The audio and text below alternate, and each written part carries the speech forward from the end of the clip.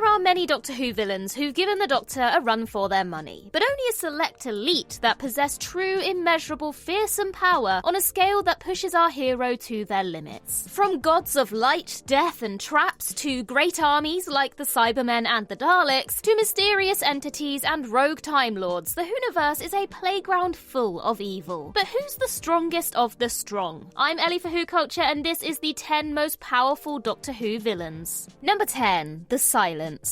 The Silence and the wider religious sect led by Madame Kavarian were incredibly powerful foes of the 11th Doctor. Hell-bent on preventing the Doctor from reaching Trenzalore and restarting the Time War, they travelled back through time, manipulating human development along the way. This basically means that everything humanity achieved technologically until 1969 was due to the influence of the Silence. It's also highly likely that a silent saboteur was responsible for blowing up the TARDIS in the Pandorica Opens. Not even Genghis Khan's horde could make it through the doors of the TARDIS, so the Silence must be pretty damned powerful to get inside. We don't know how the TARDIS blew up, mind you, but maybe the sheer power of the Silence's sabotage is too much for our tiny human brains to comprehend. On top of all of this, they have the ability to make you forget that you ever met them, which would conceivably allow them to outmaneuver every other being in the Doctor Who universe. And with a flick of their spindly fingers, they can make human beings burst like party balloons. All in all, they make for a pretty formidable foe.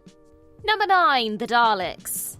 While their iconic design and quotable catchphrase have made them more famous than Doctor Who itself, that's not the true secret to the power of the Daleks. It's not for nothing that when RTD brought back the Daleks in 2005, he started with just one. Rob Shearman's Daleks showcased just how deadly one of Skaro's finest can be. Devious, manipulative, and utterly relentless. It's these qualities that have allowed the Daleks to lay waste to planets across the Whoniverse since their debut in 1963. The Daleks have had time travel capabilities since 1965's The Chase, and they always see themselves as the supreme species in the universe. It was inevitable that they would eventually set their sights on becoming the true masters of time. The Time War was devastating to the entire fabric of the universe, and it set the Daleks up almost on the same level as the gods, just as Davros had always wanted. And with Davros's aid, they nearly destroyed the universe again with the reality bomb, if not for a Dr. Ex Machina. There are very few Doctor Who villains that could stand toe-to-toe with the Doctor and the Time Lords, but the Daleks gave wiping out the entire species a pretty good stab with a sink plunger. Number 8. The Weeping Angels. For a race of creepy garden ornaments, the Weeping Angels are incredibly powerful. They're insanely fast. I mean, look at how the Statue of Liberty was able to cross from Liberty Island to Manhattan in the blink of an eye. And then there's their ability to transport their victims in time and often space with just a simple tap on the shoulder. Hang on, the Silence, the Weeping Angels, what is it with Stephen Moffat and scarily powerful fingers? The Angels also have the ability to quantum lock themselves, which is why they appear as stone statues. It's a near perfect defense mechanism, not least because they cannot be killed while in this state. Although, as far as we can tell, nobody's tried smashing one of them with a sledgehammer quite yet. Maybe that's the solution. And if that weren't enough, they also have the power to make anything that holds their image, be it a sketch, video footage, or a literal eyeball, into an incubator for a living, breathing Weeping Angel. They're relentless and nigh unstoppable, and their time displacement ability more than makes up for their lack of firepower. But if there's one thing that the Weeping Angels have over the Daleks and the Cybermen, it's the fact that they literally turned the Doctor into one of them. Talk about a mic drop. Number 7. Zellin and Rakaya.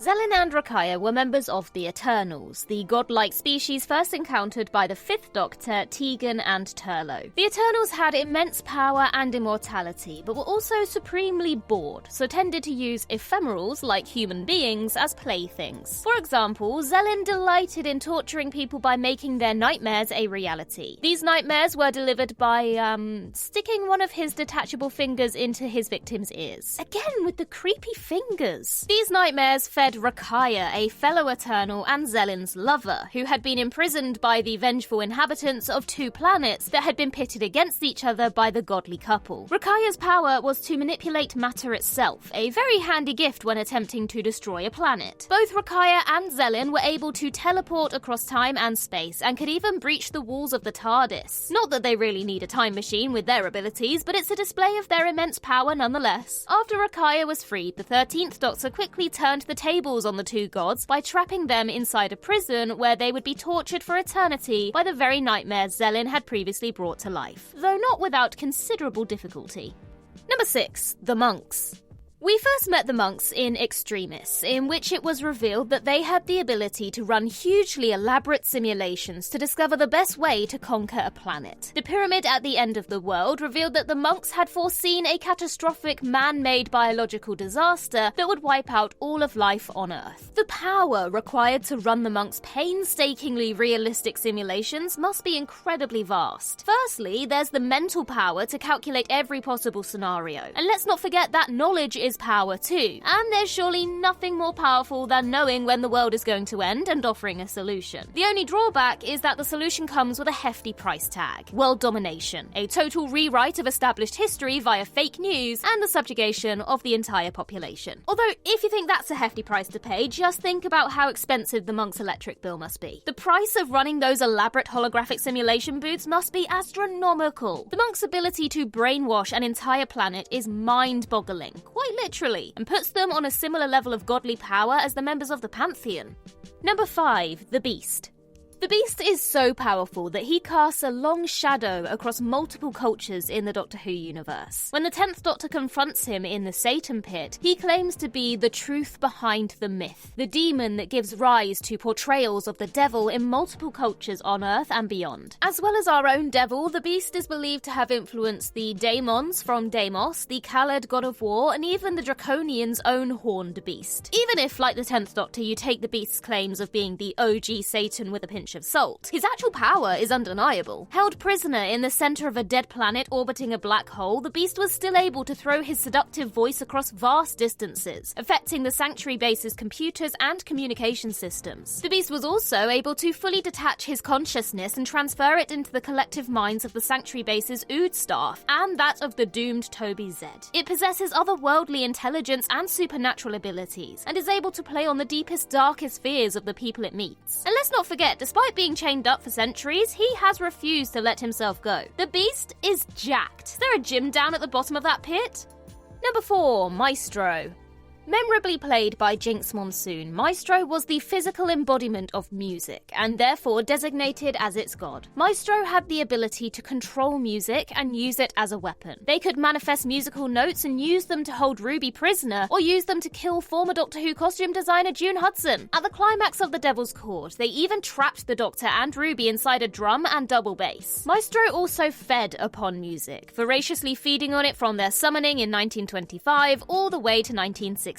So great was Maestro's appetite that they destroyed music and created a dystopian timeline in which Paul McCartney might well have been better off if he'd taken the job as an electrician. If Maestro hadn't been defeated by Lennon and McCartney, then they would have extinguished all music and joy from the world, leading to a bitter war that would have left the Earth devastated in a nuclear winter by 2024. Indeed, Maestro mused that the sound of the nuclear apocalypse was the sweetest music of all. Maybe that's true, but it's notably absent from Spotify's recommended playlists. Number 3. The Black Guardian. Introduced in the 1979 story The Armageddon Factor, the Black Guardian is the literal embodiment of all the darkness and chaos in the universe. In fact, the Black Guardian is so chaotic that he doesn't seem to realise that a bird is nesting in his hair. When he was prevented from obtaining the key to time, the Black Guardian vowed revenge, forcing the Fourth Doctor, Romana and K9 into using the TARDIS randomizer, a sort of time and space version of a witness protection program. The Doctor was right to be fearful of the Guardian, because later encounters revealed that he could breach the safety of the TARDIS, something of a recurring theme when it comes to powerful villains, and transfer his powers to his disciples. The Black Guardian could also oversee all of time and space, keeping tabs on Turlough's travels in the TARDIS so that he could dip in and encourage him to kill the Fifth Doctor. He was the exact opposite of the White Guardian, representing the forces of darkness and everything that is evil and chaotic in the universe. However, the Black Guardian is only as powerful as his designated element, chaos. He must be having a field day in 2025. Number 2. The Toymaker. The Toymaker is so powerful that he's twice had a drastic effect on the Doctor's physical appearance. During their first encounter, the Toymaker rendered the Doctor invisible save for one hand. When they met again almost 60 years later, the Toymaker's use of the galvanic beam literally split the Doctor in two and triggered a bi-generation. Triggering a makeover for the Doctor isn't the Toymaker's only power, however. The God of Games had the power to create a reality of his own, the Celestial Toy Room. The Toymaker selected his playthings by reaching out across the cosmos and forcing unsuspecting victims into playing complex games which they would usually lose. One of these losing players was the Master, who was then trapped inside the Toymaker's gold tooth as punishment. When the Toymaker was finally able to physically manifest in our universe, he brought his powers with him, turning unit soldiers into bouncing balls and collapsing a brick and mortar building in 1920 Soho like a house of cards. As a force beyond our universe, he had control over reality in a way that even the Doctor was helpless to stop. Not only that, but he could play the Spice Girls in Unit HQ without even spending 20 minutes trying to get the Bluetooth speaker to recognize his phone. Unlimited power, I tell you. Number 1. Sutekh. Sutekh is the god that other gods like Maestro fear, and it's easy to see why. It doesn't get more powerful than the ability to wipe out all life, past, present, and future in the universe, does it? Of course, Sutekh's terrifying power is what landed him in prison on Mars in the first place. First introduced in the classic Tom Baker serial Pyramids of Mars, Sutekh was one of the ancient sirens, who were mistaken for gods by the ancient Egyptians. In Egyptian mythology, Sutekh was Set, the god of desert, storms, disorder, and violence. Thanks to the efforts of the Fourth Doctor and Sarah Jane Smith, we never saw these powers unleashed. However, in Empire of Death, Sutekh turns the entire cosmos into a desert, via some disorder and a violent sandstorm. There were other powers introduced in the Season 1 finale too, where previously Sutekh was able to animate corpses like that of Marcus Scarman. The Legend of Ruby Sunday revealed that he could literally manifest disciples across time and space, like Susan Triad and Harriet Arbinger. Truly an impossibly powerful villain with the power of both life and death. An impossibly powerful villain that was defeated by a dog leash and a whistle, but listen, he still more than earns the top spot here. And that concludes our list. Now, you might have noticed that quite a few of those entries are all members of the Pantheon. So why not check out 10 things you didn't know about the Pantheon of the Gods? In the meantime, I've been Ellie for Who Culture, and in the words of Riversong herself, goodbye, sweeties.